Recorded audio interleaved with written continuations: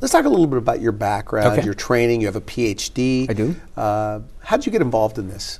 I was a musician, and I was a pretty unhealthy musician, and I was living the pretty unhealthy musician life. All the typical stuff that you would assume a musician does in the 60s and the 70s. And I wanted to get a little healthier. I was working with a lot of actors.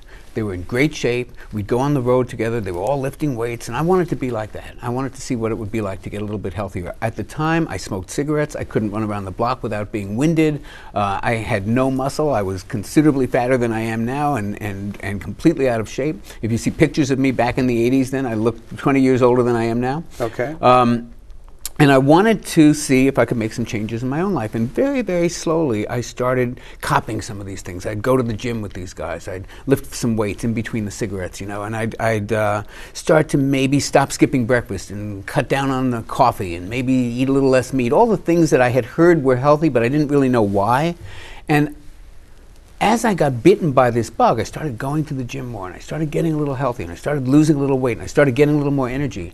And like any kind of overachieving, upper middle class, Jewish, overeducated person, I thought, let's get a degree in this thing. There must be a way to actually get certified in it. I started collecting certifications. There's a lot of certifications you get as a personal trainer. I got almost all of them. I got 7 major ones. And even then, it wasn't enough. Then I met Barry Sears, the author of The Zone, and we started talking about nutrition, and I realized a lot of what I had been taught as a personal trainer about nutrition, high carb diets, cut the calories, exercise more, was really not the whole picture. And I learned from Barry about the hormonal effect of food, and it sort of shook me up and thought, well, maybe I'm not really learning exactly what's going on here, and there's more to delve into. So I went back to school. So you've had a committed study since '89. That's more than 17 years. Yeah. Mm-hmm. And this is all, I mean, nutrition has been your focus? Nutrition, I have my master's in psychology, so I know something about counseling and about life change, and I think that served me very well in working with clients when I was a personal trainer.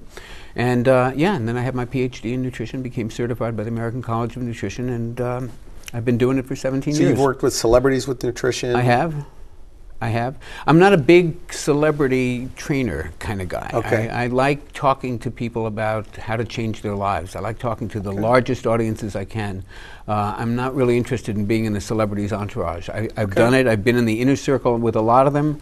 It's not the most fun you can have, and it's certainly not the way that I want to really make a difference in the world. Okay, you also are a speaker. I am. You speak nationally? I do. On what topics? Weight loss, empowerment, changing your life. See, for me, Randy, the epiphany came when I was working as a personal trainer and trying to help people change their bodies. They talk to you. They open up to you. And they tell you about their boyfriends and their girlfriends and their problems with their job and their stress levels and their thyroid medications and the other medications and their depression. And you realize pretty quickly that weight loss is not just about exercise a little bit more and cut your calories. It's a very holistic approach. It's a journey. It's got multi-dimensional factors. It's got your feelings, what you believe is possible in your life, what you believe you can actually accomplish, how you see yourself, your body image, all these things come together for this weight loss journey. It's like a 3-legged stool. It has feelings, diet, and exercise. Most people only talk about the diet and exercise, and they leave out the emotional component. So everybody knows what to do, but why don't they do it? That's the part that I think I address in my programs.